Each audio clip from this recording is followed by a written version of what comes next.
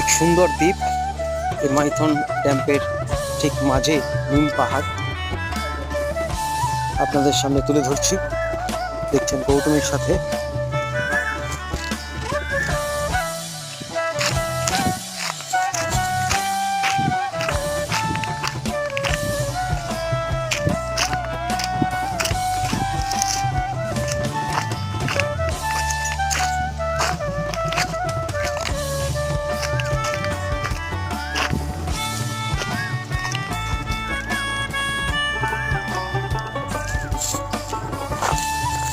দেখুন আওয়াজে, একদিকে কোকিল লাগছে আর একদিকে জলের কলকলের আওয়াজ।